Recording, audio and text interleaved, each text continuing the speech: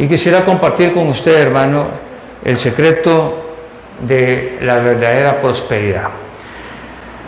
Todos sabemos, y como es casi automático, hermano, que Dios, nuestro Creador, Todopoderoso, desea que todos seamos felices, desea que todos tengamos todo. Él desea que tengamos una buena vida, que vivamos bien, que aprendamos a hacer las cosas correctamente. Y la palabra de Dios, la Biblia, está llena, está plagada, hermanos, de consejos acerca de cómo Dios quiere que nosotros seamos felices y prósperos. Hoy, desgraciadamente, hermano, la palabra prosperidad es una palabra que está mal usada dentro del pueblo evangélico porque se relaciona con dinero, se relaciona con posiciones materiales. Entonces la gente relaciona prosperidad con asuntos materiales. Y de hecho así se enseña en muchos lugares. Hay una corriente muy fuerte dentro de los evangélicos, hermano, de que la prosperidad es sinónimo de cosas, de tener cosas. Y bueno, usted escucha muchas veces a las personas hablar de eso, desgraciadamente, hermano, donde se relaciona una cosa con la otra. Todos sabemos que vivimos un tiempo muy difícil, hermano. El mundo vive una situación económica muy fuerte, pero no es el fin, ni es la primera vez tampoco.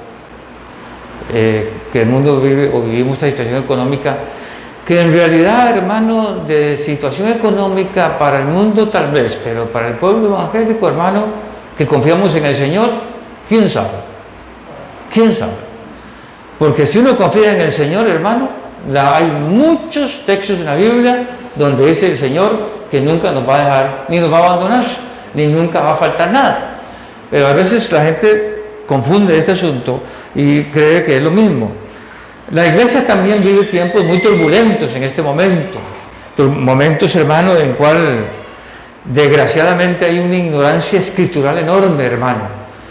A pesar, como he dicho estos domingos aquí en la mañana, hermano, que hay tantos medios ahora para conocer la Sagrada Escritura, para conocer lo que Dios manda en la palabra del Señor, y hay una gran ignorancia también de lo que Dios quiere para nosotros. Yo quiero que usted busque en su Biblia, Segunda de Pedro, capítulo 2, versículos 1 al 3, por favor.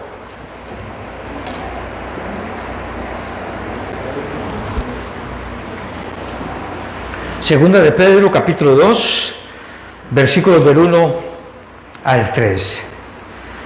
Y yo creo que usted note esto como una manera de introducción de lo que vamos a hablar hoy, esta mañana, de cómo realmente podemos ser prósperos, pero en el sentido de la Biblia, en el sentido del Señor, en el sentido de la palabra, no en el sentido como lo proyectan algunas grupos o personas, hermano, haciendo creer que, vuelvo a repetir, prosperidad es sinónimo de materialismo. En 2 de Pedro, capítulo 2, versículo 1 al 3, yo creo que leamos bien detenidamente lo que ahí dice. Búsquelo en su Biblia, donde dice de la siguiente manera, 2 de Pedro 2, del 1 al 3, ahí lo tiene en sus pantallas, va a aparecer ahí, pero yo quiero que lo veamos primero en su Biblia, para que sepa que ahí está en su Biblia. Pero hubo también falsos profetas entre el pueblo, como habrá entre vosotros falsos maestros, que introducirán encubiertamente herejías destructoras y aún negarán al Señor que los rescató, atrayendo sobre sí mismos destrucción repentina. Muchos seguirán sus disoluciones, por causa de los cuales el camino de la verdad será blasfemado, y por avaricia harán mercadería de vosotros con palabras fingidas. Sobre los tales ya de largo tiempo la condenación no se tarda y su perdición no se duerme.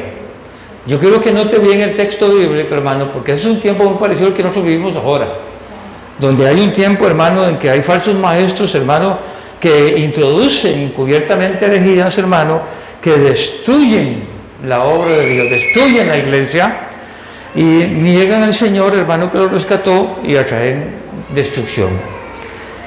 Y muchos, dice, seguirán sus disoluciones, versículo 2, por causa de eso el camino de la verdad, que es la palabra del Señor, es blasfemado.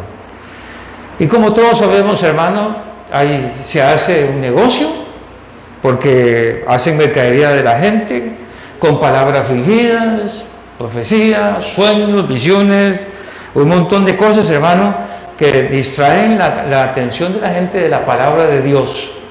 Y quiero decir una cosa en esta mañana: todo lo que distraiga a la gente de la palabra de Dios, así sea, así dice el Señor, tenemos que tener mucho cuidado.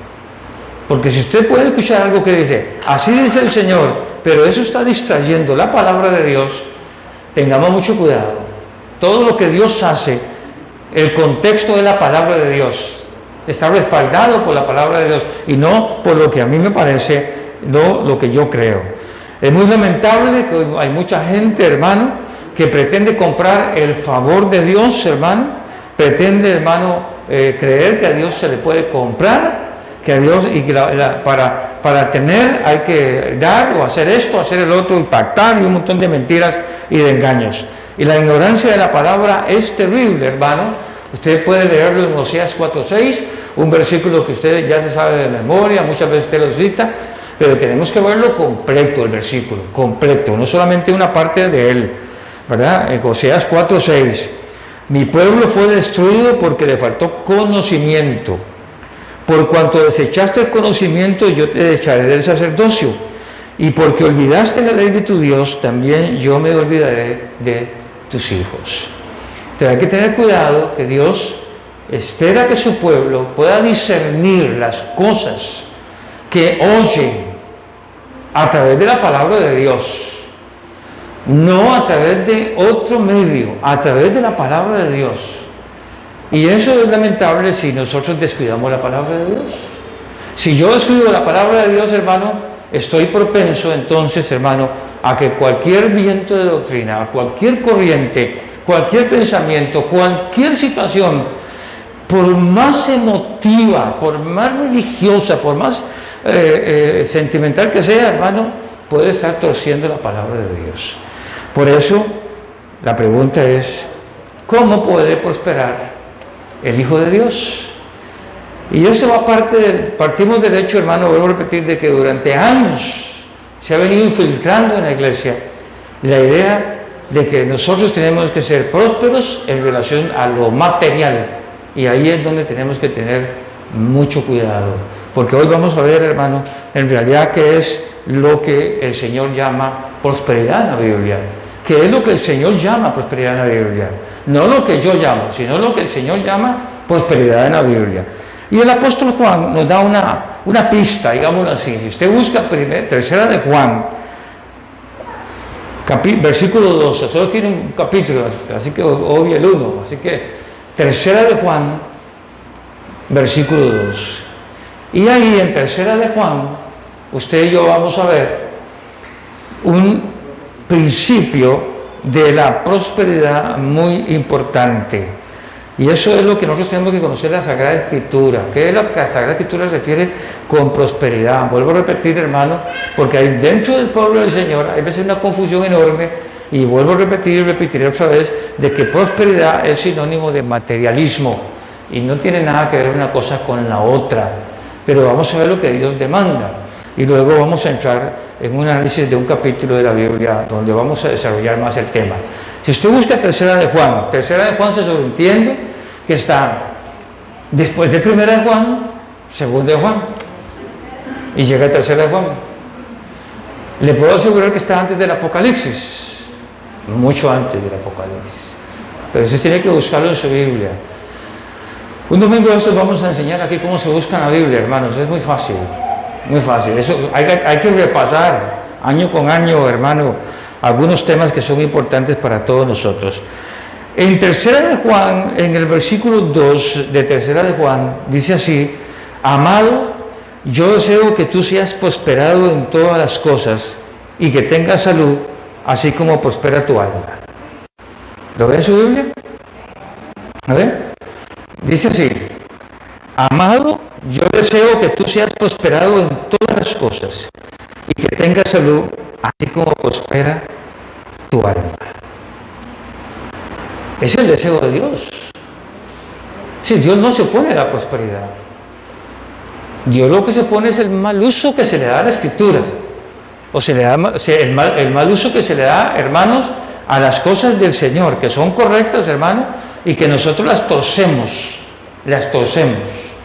y hacemos decir lo que la palabra de Dios no dice. Amado, yo deseo que tú seas prosperado en todas las cosas y que tengas salud, así como prospera tu alma. Esto es importante, hermano, porque esto se adquiere con relación a Jesús. No se adquiere con relación a una doctrina, sino que se obtiene con relación a Jesucristo nuestro Señor. La prosperidad está ligada a Dios en base a mi fidelidad. Si yo soy fiel, Dios me prospera. Y no me prospera por proclamar esa falsa doctrina de proclamación. Yo proclamo, yo declaro, ni está en la Biblia eso, hermano. Y a veces la gente lo dice, yo declaro, yo proclamo. ¿Por qué no usamos las palabras las mejores palabras? A veces la gente cree que es cuestión de decir, yo voy a poner la mano sobre esto y declaro que esto es mío. Esto no es suyo. Esto no puede ser nunca suyo. Si usted no lo ha comprado, no es suyo. Usted no puede poner la mano sobre un lote y decir, yo proclamo que este lote es mío, pero se tiene que comprarlo. Usted no puede poner la mano sobre un carro y decir, yo proclamo que este carro es mío, pero tiene que comprarlo. O sea, Dios no funciona así. Hay una lógica dentro del orden de Dios. Pero es cuestión de relación con Jesús y ser fieles al Señor. Porque la fidelidad, la prosperidad está relacionada con fidelidad a nuestro Dios. Y ahí es donde encontramos, hermano, un texto en la Biblia muy importante, que es el que quiero que desarrollemos en esta mañana. Busque el Salmo 1 y ahí vamos a encontrar, hermano, realmente la base de la prosperidad. Sí, la base de la prosperidad, de cómo una persona puede ser próspera, cómo puede prosperar. Pero recuerde que la prosperidad no es asunto material, porque cuando usted encuentra en la Biblia, usted ve que Jesús hace milagros, hermano, pero espera que la gente actúe, que la gente haga. Y vamos a ver en esos 3 versículos, solamente los 3 versículos del Salmo 1, que se compone de más versículos, por supuesto, pero vamos a ver en estos versículos, hermano, el Salmo 1, cosas muy importantes. Yo quiero que usted lo busque, los primeros 3 versículos del Salmo 1, y ponga atención. Y si tiene un lápiz ahí, quiero que usted marque lo que vamos a ver, si usted gusta, por supuesto. Dice el versículo 1, 2 y 3. Bienaventurado el varón que no anduvo en consejo de malos, ni estuvo en camino de pecadores, ni en silla de escarnecedores se ha sentado, sino que en la ley de Jehová está su delicia, y en su ley medita de día y de noche. Será como árbol plantado junto a corrientes de aguas, que da su fruto en su tiempo y su hoja no cae, y todo lo que hace prosperará. Note que la palabra prosperidad o prosperará está al final del versículo 3, no está al principio. No es un requisito para ser prósperos. Es los requisitos si queremos ser prósperos.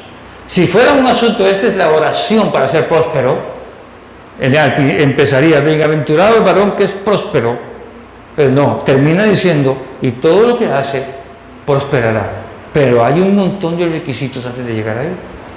Antes de llegar al versículo 3, hay un montón de requisitos, hermano.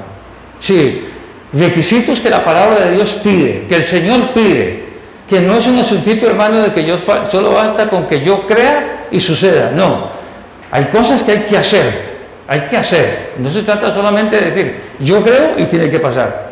No, señores, hay cosas que no son así. Y para eso veamos el versículo 1 en su Biblia. Salmo 1:1. Aquí hay 9 palabras, hermano, que son muy importantes para usted y para mí. Hay 9 palabras, 6 de ellas están subrayadas ahí, otras 6 no están subrayadas. Hay 9 palabras ahí para empezar a entender la prosperidad. Lo leemos. Bienaventurado el varón que no anduvo en consejo de malos, ni estuvo en camino de pecadores, ni en silla de escarnecedores se ha sentado. 3 cosas ahí. Vea cómo yo lo insistiré toda mi vida. Dios es tan ordenado en sus cosas, hermano, tan homilético, hermano. Me encanta cómo es el Señor, porque es ordenado. Dios no es un Dios de desorden. Dios no es un Dios, hermano, a lo que salga. No, hay un orden. Y Dios lo ha hecho así desde un principio. Por eso dice, en el principio creó Dios los cielos y la tierra. En el segundo día, tercer día, cuarto día, etcétera, etcétera. Hay un orden. Y cuando usted mira este salmo, usted se da cuenta que hay un orden. Hay 3 cosas y 9 palabras. Para adelantarnos y meternos en lo que es ser prósperos. Note bien. Dichoso o bienaventurado el varón. Usted dice, bueno, él está hablando a los hombres y no a las mujeres, perdónenme. Perdone, porque en el hebreo la palabra varón es ish, y la palabra se usa en masculino y femenino, o se usa para hombre y para mujer. O sea que ahí podríamos traducirlo, si queremos parafrasearlo, bienaventurado o bienaventurada la persona, hombre o mujer. Número 1, que no anduvo en consejo de malos. Vea qué importante es esto. No anduvo, número 1. 2, ni estuvo en camino de pecadores. 3, ni en silla de escarnecedores se ha sentado. Esa es la división del versículo 1. 3 divisiones, 9 palabras. Subrayelas. El varón que no anduvo en consejo de malos. Qué importante esto, hermano. Qué importante el varón de la iglesia, el cristiano, hermano, que no anda en consejo de malos, que no busca soluciones a sus problemas en los malos, no busca el consejo del malo. No. El varón de la iglesia, la mujer de la iglesia, el cristiano que busca el consejo de los impíos, va a perecer con los impíos, porque ningún consejo bueno va a recibir. Note bien el no anduvo. Ahí no es, hermano, sencillamente de andar. La palabra ahí es estar, caminar junto a la persona que le da un consejo malo. No es el hecho de ir y buscar un consejo malo y volver. No. Es que va y consigue el consejo malo y sigue andando con los malos. Sigue andando con la gente mala. Sigue buscando el consejo del malo en lugar de apartarse. Por eso dice claramente ahí, bienaventurado el varón que no anduvo en consejo de malos, que no anduvo en consejo de malos. Ahí hay 3 palabras: andar, consejo y malos. 3 palabras. Note bien, solamente en la primera parte del Salmo, en el versículo 1, andar, consejo, malos. 3 cosas que un cristiano no tiene que andar, no tiene que hacer. No tiene que andar con el que le va a recibir un consejo, porque la palabra consejo, hermano, ¿a qué se refiere? A que muchas veces puede ser un buen y bonito consuelo, consejo, un bonito consejo. Y a veces hay cristianos que dicen, es que yo hablé con una persona que no es cristiana y me dio un consejo, es un consejazo. Y yo le pregunto, hermano, si una persona que no tiene a Cristo, ¿cuál espíritu tiene? Porque si no tiene a Cristo, no tiene el espíritu del Señor. ¿Qué consejo puede dar? Ahora, eso no significa, hermano, que los cristianos damos consejos acertadísimos, ¿no? Hay cristianos que dan consejos, hermano, que hasta que se le para el pelo a uno, ¿verdad? Porque malísimo, ¿verdad? Y tenemos que tener en cuenta que no se trata de andar, hermano, sencillamente buscando consejos de los malos. No lo haga. ¿Usted quiere ser próspero? No lo haga. No comente, hermano, sus problemas con gente que no tiene el Espíritu del Señor. No hable con gente que no tiene el Espíritu del Señor. ¿Entiende lo que quiero decir, hermano? No lo haga. Bienaventurado el varón, la mujer, que no anda en consejo de malos. Número 2, ni estuvo en camino de pecadores. Hay 3 palabras ahí: estar, camino, pecadores. ni estuvo en camino de pecadores. La palabra, como usted la puede leer en su Biblia, como la puede ver aquí en su pantalla, ni estuvo significa, hermano, ni está, ni debe de estar con el camino del pecador. Es que es para ganármelo para Cristo. ¿Sabe cómo se gana la gente para Cristo? Hablándole la palabra del Señor, evangelizándolos. Jesús no dice que nosotros no tengamos amistad con el mundo, pero Él habla de la amistad mala que se tiene con el mundo algunas personas, porque hay gente que tiene amistad con el mundo, pero practica lo del mundo, hace lo que el mundo hace. Entonces, cuando dice aquí, ni estuvo en camino de pecadores, quiere decir que ese no camina con el pecador, no lo menosprecia.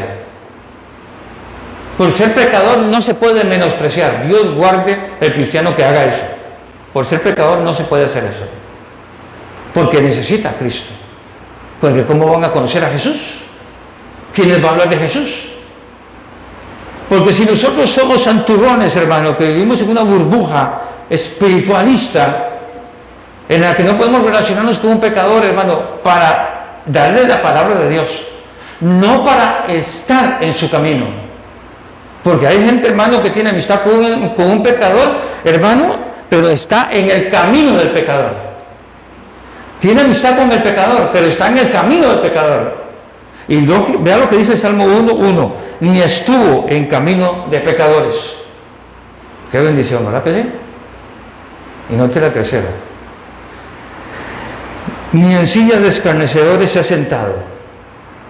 Las tres palabras: silla, escarnecedor, sentado. Ni en silla de escarnecedores se ha sentado. Y tal vez usted puede pensar que la silla es estar en una cantina, en un búnker, en un prostíbulo, donde hay pecado. Pero hay sillas en la universidad, en el colegio, en el trabajo donde vivimos, donde trabajamos. Hay sillas también. La silla significa el lugar donde uno se sienta a compartir con una persona, a hablar con una persona. ¿Y eso es lo que es un escarnecedor? Un escarnecedor es el que arranca carne, el que arranca pedazos, el que come gente, el que destruye familias. ¿Entiende lo que quiero decir? Ese es un escarnecedor. El escarnecedor puede ser aquel que se mete en un matrimonio a meter carbón. Ese es un escarnecedor. La gente que interfiere en la vida de las personas escarnece, porque escarnecer, hermano, es despedazar a la gente.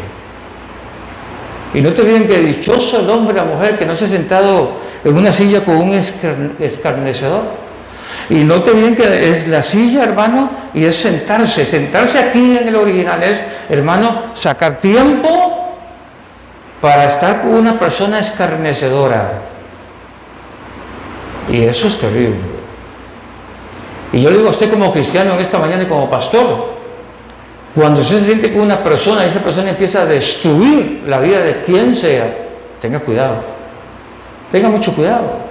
No significa que nosotros no podemos hacer un comentario, podemos dar una opinión, dar nuestra opinión sobre una determinada situación, pero es diferente cuando ya pasamos al punto de escarnecer, de destruir, de hablar, hermano, lo que no sabemos.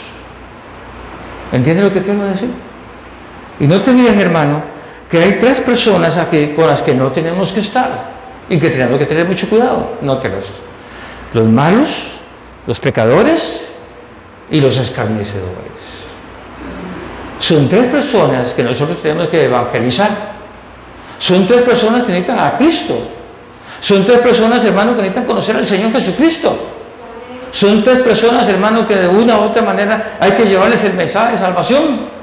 Pero no podemos andar, ni estar, ni sentarnos con estas personas, porque nos van a cambiar nuestra mentalidad. Dime con quién andas y te diré por qué huyes así. ¿No es la verdad? Porque automáticamente usted piensa, sabe cómo es el refrán. A veces la gente cambia su manera de ser, su manera de hablar, su manera de actuar, de reaccionar, hermano, por influencia de otras personas y no cristianamente hablando. Note bien, malos, pecadores, escarnecedores.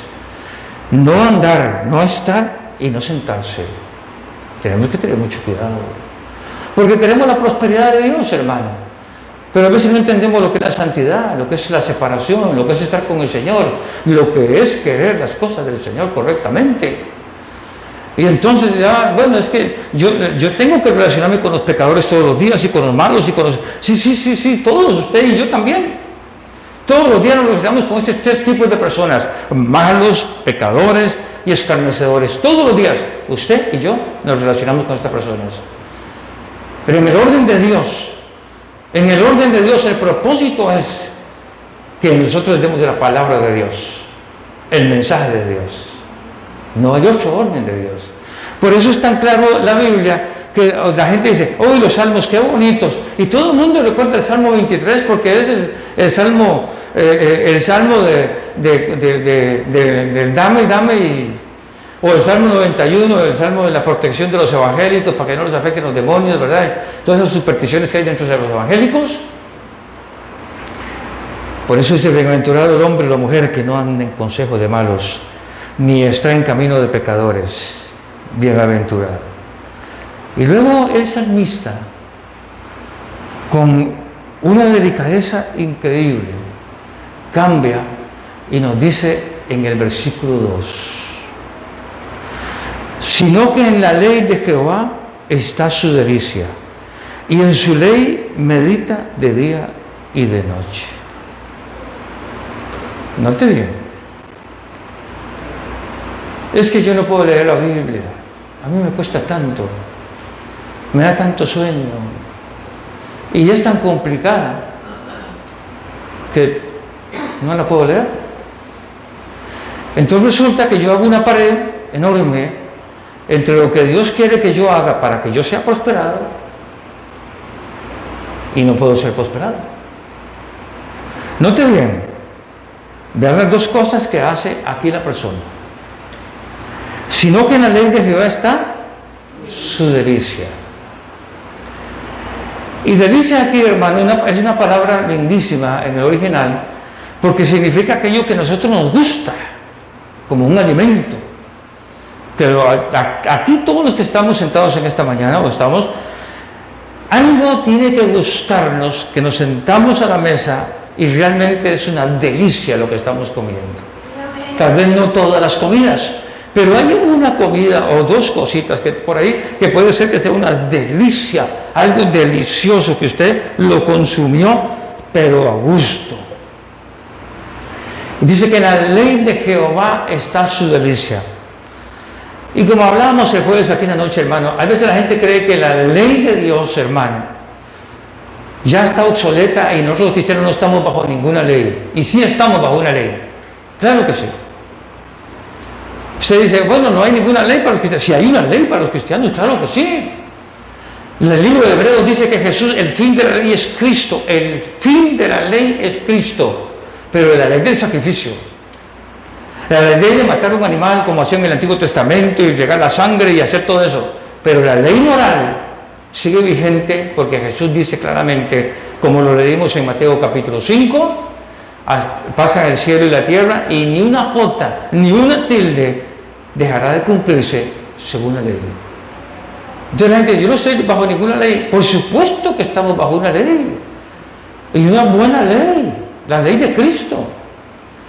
Entonces la gente que no entiende lo que es la ley cree que estamos hablando que el Antiguo Testamento es la ley. Vean, hermanos, hay veces la gente toma cosas de la Biblia y las encasilla en desconocimiento.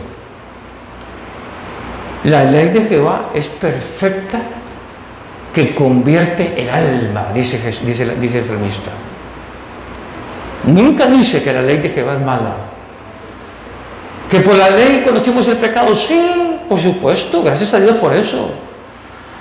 Entonces lo que dice el salmista aquí es, en la ley de Jehová está su delicia.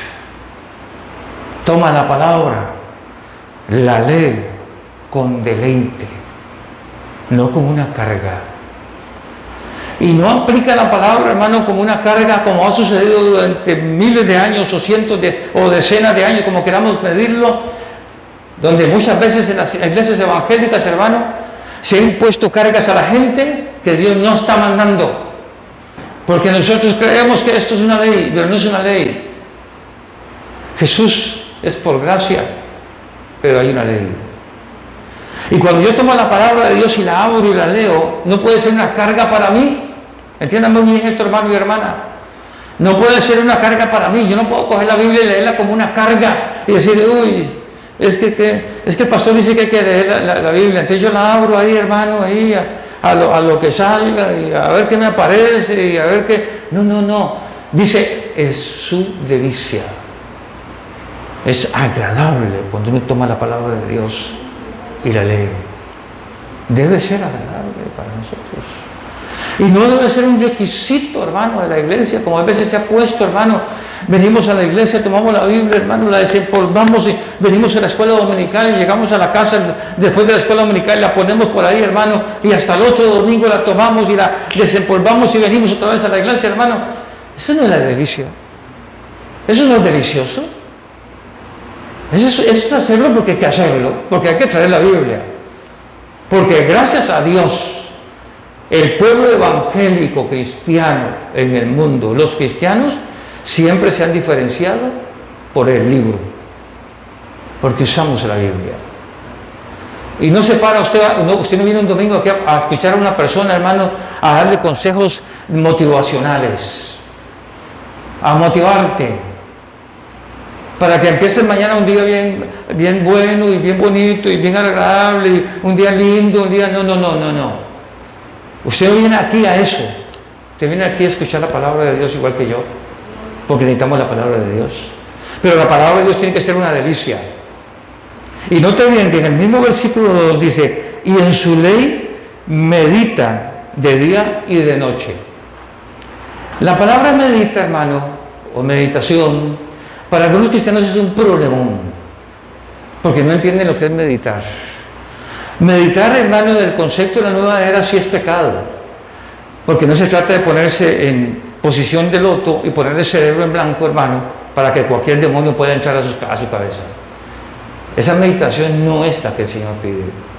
La palabra meditar en hebreo, que aparece en este versículo, hermano, es la palabra en la cual usted anda en su carro, está en su trabajo, está en el estudio, y usted está dándole vuelta como un chicle en la boca, está dándole vuelta, hermano, a la palabra de Dios. Usted leyó un versículo en la mañana cuando se levantó y empieza a masticarlo durante todo el día, a darle vuelta, a pensarlo, volverlo a pensar. Note usted bien lo que le dimos ahora en el versículo 1. Note bien. Si usted se da cuenta, hermano, en ese versículo 1, ya le dije anteriormente, 3 divisiones, 9 palabras, 3 hombres malos, 3 verbos importantes, 3 acciones que son de cuidado. Usted dice, yo leo eso y no veo nada. ¿Cómo que no ve nada? El problema es que como nosotros no entendemos lo que es meditar, hermano, y entonces nada más leemos. Yo leo ya. Y no entiendo. Pero si usted se sienta a meditar, y meditar no es, vuelvo a repetir, no se trata, hermano, de ese tipo de meditación tipo loto, nueva era, de vaciar el cerebro, y no, eso sí es pecado. Pero cuando usted lee la palabra de Dios con delicia y medita en ella de día y de noche, yo no sé si usted ha pasado por la experiencia de despertarse en el transcurso de la noche y tener un versículo en su cabeza y empezar a darle vuelta y vuelta. Le quiero dar un consejo en esta mañana, amado hermano y hermana. Elimine primero que nada, Dios me está hablando. Elimínelo. Piense primero en lo que está recibiendo. Porque si inmediatamente usted dice, Dios me está hablando a través de este versículo, viene la otra palabra, ¿para mí o para quién? Y ya matamos lo que Dios quiere hacer. Y de un solo tajo matamos lo que Dios quiere hacer. Porque usted en la noche, en la madrugada, usted se despertó con un versículo de la palabra del Señor. ¿Y sabe lo que el Señor quiere que usted haga? Que medite en lo que le ha dado. Que medite en esa parte de la Biblia que el Señor le dio en la madrugada. Y que no usted empiece a pensar, ¿para quién será este versículo? Y quiere que le diga una cosa como pastor, hermano. Yo he recibido llamadas de gente que tienen un versículo bíblico y mis hermanos, yo quiero que usted me dé la interpretación pero si eso no es lo que Dios quiere. No es eso lo que Dios quiere. Lo que Dios quiere es que usted medite en lo que Él está dando. Dios está poniendo en su corazón y en su mente un versículo. Medite. Analícelo. Dele vuelta y no empiece a pensar ¿para quién será? ¿Qué será lo que Dios quiere decir? ¿Para quién se lo tengo que decir? ¿Qué misterio habrá detrás de todo esto? Por amor a Dios. Y a veces volvemos algo práctico de Dios, lo espiritualizamos de tal punto, hermano, que perdemos el objetivo de Dios para cada uno de nosotros. Lo perdemos.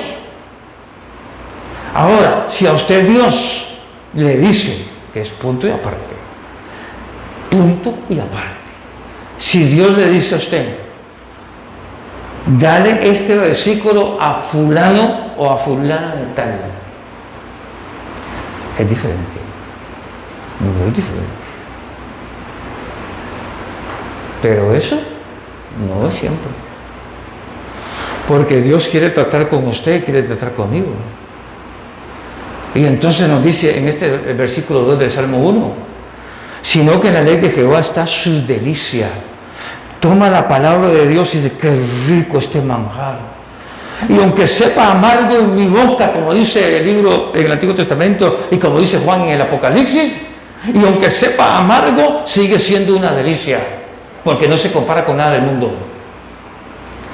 Y en su ley medita cuando voy al culto, cuando estoy en el estudio bíblico. Note bien, día y noche. Medita en ella de día y de noche, no solamente de vez en cuando, de día y de noche. Y hay un momento dado en que usted empieza a meditar en lo que usted está, lo que Dios le dio, o inclusive usted puede estar en la mañana, abrir su Biblia, leerla, y vuelvo a repetir un principio bíblico: no lea la Biblia a lo que salga, no haga las cosas en ese desorden. Decídase a leer un libro.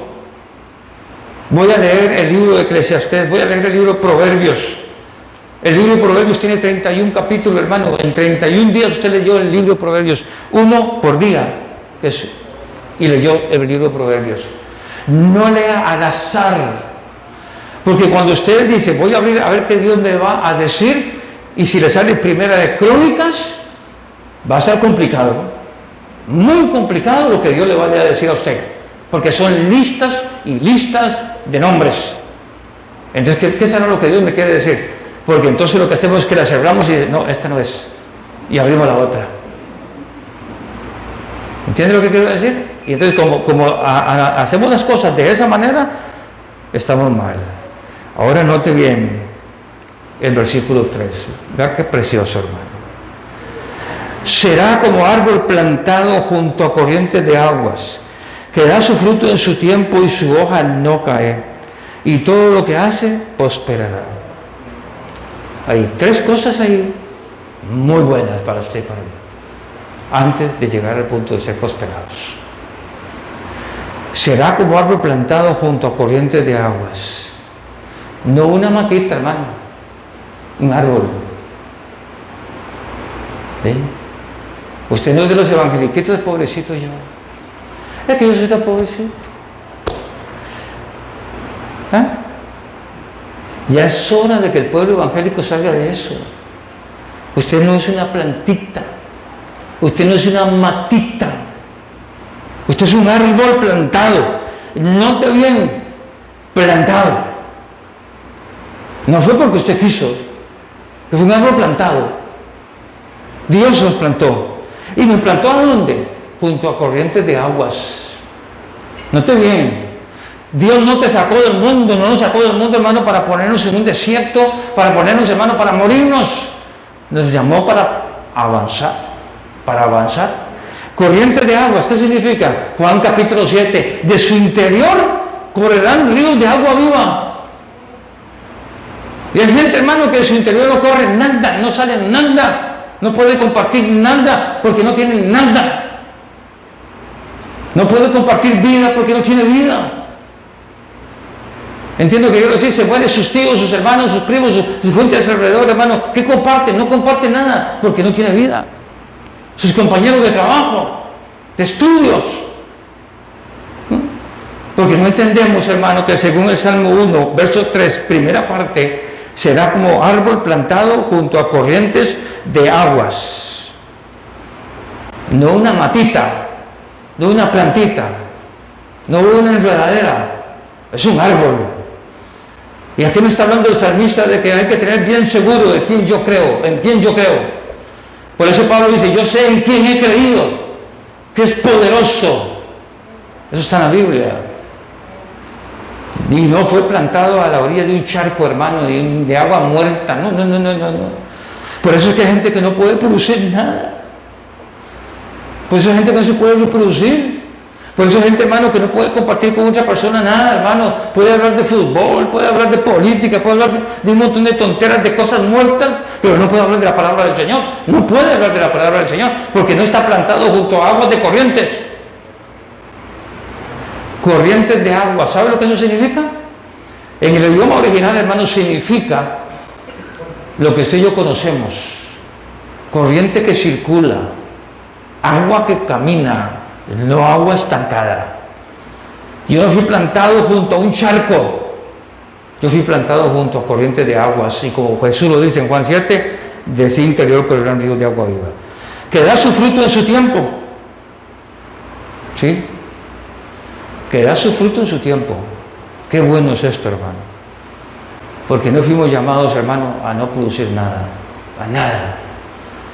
Piense, hermano y hermana, en esta mañana, en el tiempo que nos queda, rápidamente. Da su fruto en su tiempo. Hay gente que quiere producir frutos sin tiempo. La palabra tiempo aquí es importantísima, porque es el tiempo que yo tengo que esperar de Dios, que yo estoy dándole a Dios, qué es lo que Dios va a hacer con mi vida. Y da su fruto en su tiempo, pero da su fruto. Su hoja no cae. ¿Verdad qué importante, hermano? Su hoja no cae, quiere decir que siempre hay vida. Siempre hay vida, su fruto a su tiempo, su hoja no cae, porque cuando las hojas empiezan a caer, hermano, es señal de que estamos marchitándonos, de que estamos secándonos, y entonces las hojas empiezan a caer. Qué bueno, es verdad, hermano. Y todo lo que hace, para finalizar en esta mañana, y todo lo que hace, prosperará. ¿De dónde viene la prosperidad, hermano? La prosperidad no viene de que se pare aquí un hombre y le diga a usted que usted, Dios, así te dice el Señor, tú vas a ser una persona muy próspera. ¿Sí? Pero no cumple nada de la palabra de Dios. Y a veces engañan a la gente. Le dicen mentiras porque la gente no está cumpliendo los requisitos de la Biblia. Y todo se basa en sentimientos y en emociones. Y te dicen, tú vas a ser una persona muy próspera, pero si no caminas de acuerdo a la palabra del Señor, ¿cómo vas a ser próspero? ¿Cómo va a ser usted próspero? Si no caminamos de acuerdo a la palabra del Señor, si somos infieles al Señor en todo. Y recuerde que la prosperidad está relacionada con la fidelidad a Dios. Si yo soy fiel a Dios, Dios me va a prosperar. Sí, me va a prosperar, y no porque yo diga. No porque yo diga. Hace muchos años, hermano, yo cometí un error cuando uno estaba empezando en esto y cree que las cosas son, y oyéndose un montón de mentiras. Y había un hermano que tenía un carrote lo más lindo, hermano. Y yo me acerqué y le digo, hermano, ¿qué carro más lindo? ¿Cómo me gustaría tener uno de estos? Y nos habían enseñado, hermano, de las mentiras de unos maestros de ahí, de que había que embarazarse de lo que uno quería, y un montón de tonteras. Y se vuelve el hermano muy serio. Muy serio. Y me dice, sí, hermano, trabaje para que se compre uno. Y aprendí la lección. La aprendí. Pero después, años después, uno mira cómo eso se ha metido entre las iglesias, hermano, creyendo que yo puedo echar a un lote y caminar sobre el lote y decir, este lote es mío, yo proclamo que es mío, sí. Si le encuentra el dueño ancho, le van a pegar un tiro y no va a ser suyo. A veces la gente no entiende el orden de Dios. Y hay gente que se para y le profetiza a otra persona y a Dios te dice, tú vas a ser un hombre muy próspero, pero si eres un infiel, eres una persona que no da nada, de nada al Señor, ni siquiera es fiel en nada al Señor, y le dicen mentiras de prosperidad. La prosperidad está relacionada con lo que acabamos de ver en el Salmo 1, versículos del 1 al 3. Un árbol plantado junto a aguas de corrientes. Estabilidad. Sí, estabilidad. Porque la persona inestable es inconstante en todos sus caminos. Por eso nos dice ahí, hermano, y no ponen ahí otra cosa que un árbol. Porque un árbol donde está no se puede ir. No se puede ir. Tiene que estar ahí. Y ahí le va a llover. Ahí va a pasar un montón de cosas, pero tiene que estar ahí. Entonces el árbol plantado junto a aguas de corriente me habla a mí de estabilidad. Y la estabilidad va a producir fruto. Porque hay gente que quiere producir fruto sin ser estables. Ser ambivalentes o ser inconstantes.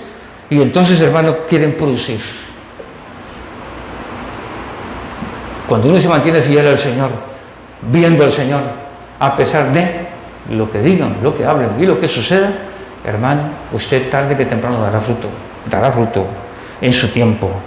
Su hoja no caerá. Su hoja puede significar sus hijos, su familia, porque la hoja es parte del árbol. Puede ser que no. Cuando hay personas fieles, hermano, sus frutos permanecen y sus hojas no caen. Y termino diciéndole, hermano, como dice el versículo 3, y todo lo que hace, subrayelo, y todo lo que hace prosperará. Si a usted le enseñan solo esa parte de abajo, que todo lo que usted haga, usted prospera, usted tiene que decir, pero todo lo que está arriba tengo que cumplirlo para que suceda algo. Porque si no lo cumplo, no sucede nada.